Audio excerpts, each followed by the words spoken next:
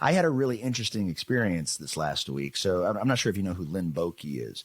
Lynn Boki is Who did you say? Lynn Boki. He's like a dog psychologist. The name sounds familiar, but I don't know. Yeah, this guy skills for days. We interviewed him a couple episodes ago. And so he does a reverse shadow program where he comes to you for a couple days, and I love his approach. And there kind of gives this.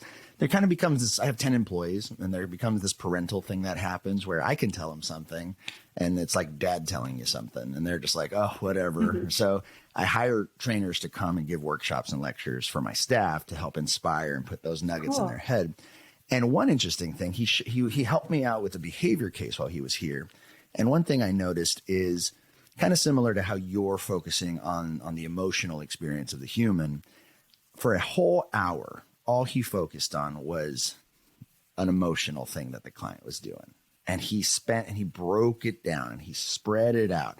And anytime that the owner would do, see, we were doing the thing again. And in my mind, I was just like, but there's other things we got to work on in this thing.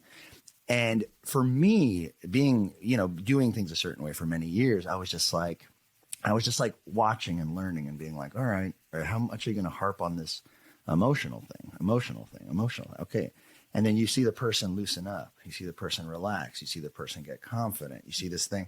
And for a whole hour, he's just focusing on this one thing that the owner's doing wrong emotionally. And at the end of the session, he got everything he needed to do. And I look at that mastery of, you saw that thing that needed to be, like that knot in your back, and you saw it, and you were just rubbing that knot out over and over and over and over until it released. Right. And I saw that. And at first I was just like, we're not being productive here. We're not helping. But he was totally giving that person exactly what they needed at that time. And when I saw that, I was just like, that's a skill I need to practice more. You know what I mean? Yeah, that's like beautiful too. I'm sure like at first you're probably like, oh my gosh, but then like experiencing it, seeing it come. Well, because it almost felt so full circle was probably it felt so repetitive that I'm just like, how many times are you going to make that same point? Like it's like you're beating the person up, and me, I'm just like, that's my client. It's funny because I can hear his voice, and it's just like, how many times are you going to make this point till it sticks? Yeah, exactly. How many times? Yeah. So it was really awesome to see it. And I was, you could see the client get uncomfortable, not uncomfortable with how he's saying or what he's saying, but having to go through that transition emotionally. Right. And it was crazy. It was crazy to see how it worked. So I really love anyone who's approaching teaching differently is, that's at my stage in my career, it's all about like, how many more people can I help? You know what I mean?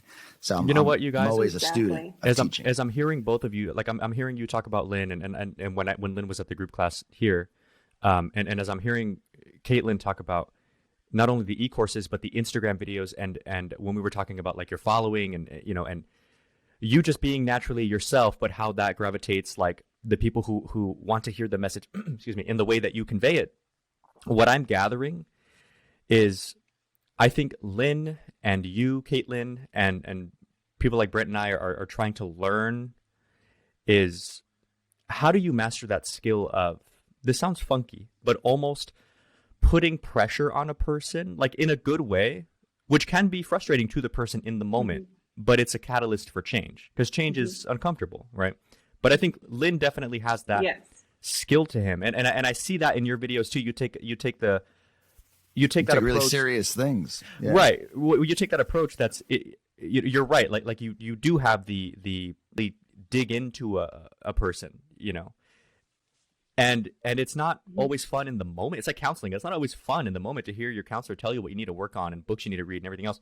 But then you look back and you're like, oh, that was so worth it, And then also taking a step back when you are talking through those things and listening, and like the owners 99% of the time will say it themselves of why there's a problem. And that I think is powerful for the owner. And I think it's a skill that as people and as trainers and as coaches, if you will, that if we can help owners, and I always tell this to my shadow students as well, is like, we both have a puzzle piece. The dog has a puzzle piece. I have a puzzle piece. The owner has a puzzle piece. I have a puzzle piece. If we can put them together, like that's what we're trying to do here, is we want to connect the puzzle and connect the pieces for the dog. That's usually the easy part. But then making sure that the owner also has skin in the game so that they're putting that puzzle piece in together and it's not just me and the dog.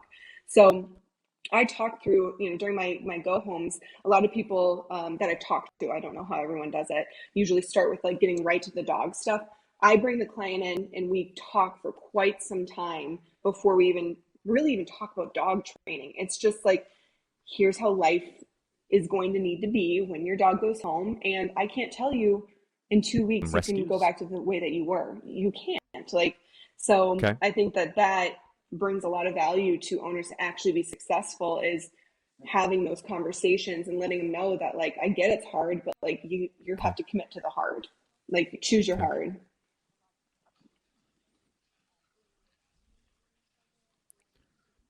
I have had a couple that also are getting into or already into the side of more of a balanced training approach, which is really cool. I will say that it's not I don't get a ton from rescue. I usually get a lot of people that are either kind of like earlier on in their training program or looking to build their presence of social media, or even just like growing as a person of communicating with owners. But I have had a handful of people from rescue. I'm sure all of us have noticed that the rescue world, it tends to be really nervous about a balanced training approach. And it's unfortunate because as a rescuer, as a shelter, they get a lot of dogs that need to know how to relax themselves, need to know their obedience commands, and would thrive if they knew this stuff, right? So I guess what I'm asking you then is, totally, what do you think would help trainers out there convince rescues or maybe individual dogs within a rescue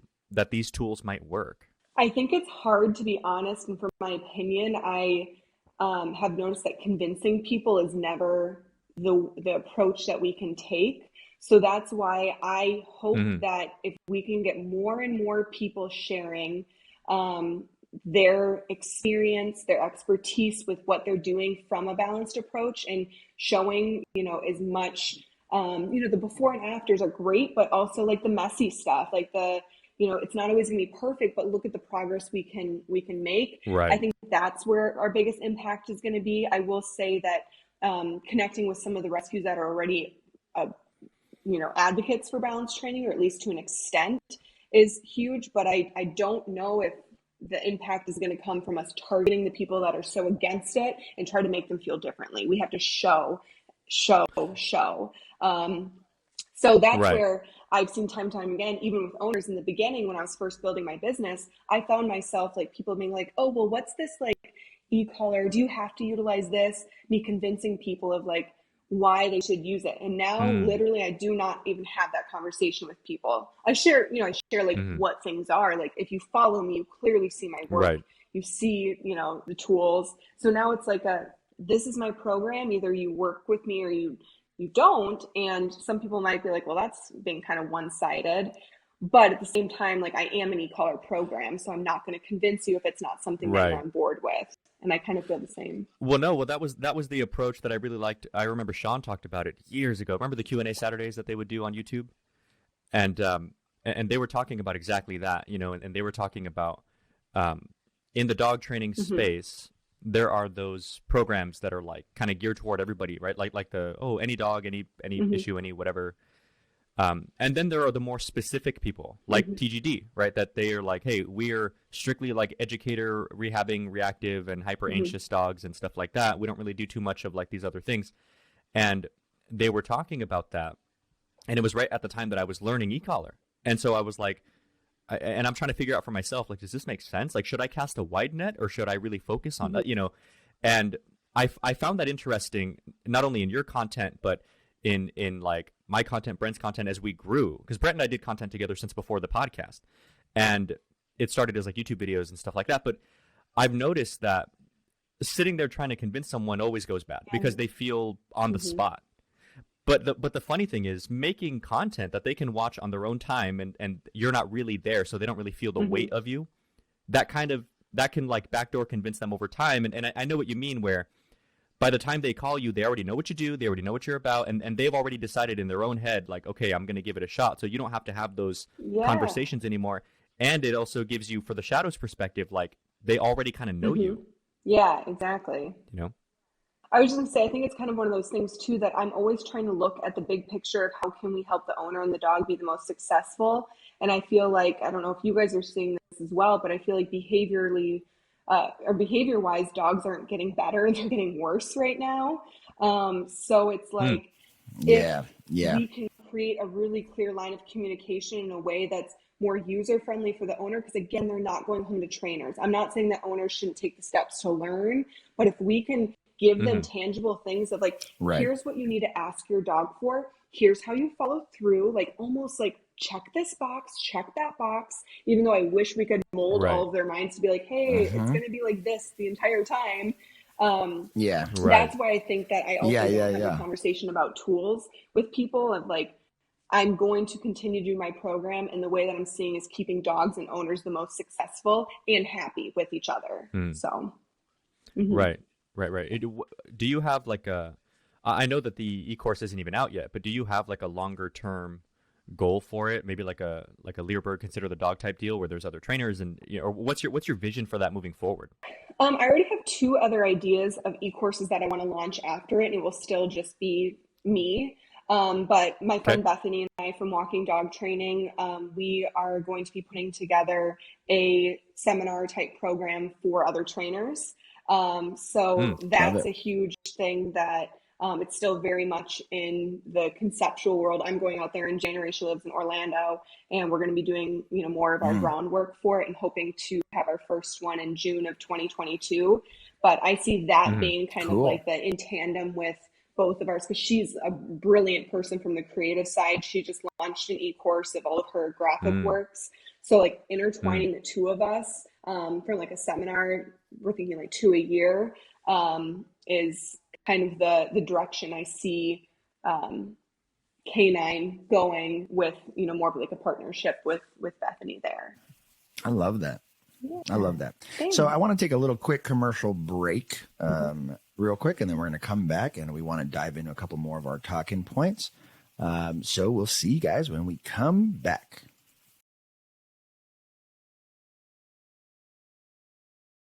Hey guys, it's Brent with the Dog Trainers Podcast.